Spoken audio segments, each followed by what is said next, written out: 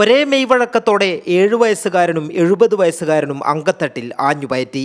ആയോധന കലയുടെ അപൂർവ സൗന്ദര്യം കാണാൻ വിദേശ ടൂറിസ്റ്റുകൾ ഉൾപ്പെടെ നിരവധി പേരാണ് കണ്ണൂർ പോലീസ് മൈതാനിയിലെത്തിയത്. നോർത്ത് മലബാർ ടൂറിസം ഓർഗനൈസേഷനാണ് ഇന്ത്യയിലെ ഏറ്റവും വലിയ കളരിപ്പയറ്റ് മെഗാ ഷോ സംഘടിപ്പിച്ചത്. ഈ കളരിപ്പയറ്റിനെ ഒരു ടൂറിസം പ്രൊഡക്റ്റ് ആക്കുക എന്നാണ് നമ്മൾ ഉദ്ദേശിക്കുന്നത്.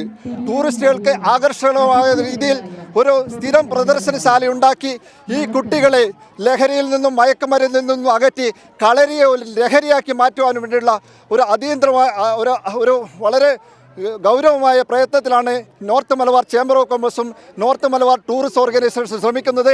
North Malabar chamber of commerce, ജില്ലാ കളരിപ്പയറ്റ് അസോസിയേഷൻ, പയ്യമ്പള്ളി കളരി സംഘം എന്നിവയുടെ സഹകരണത്തോടെയായിരുന്നു പ്രദർശനം.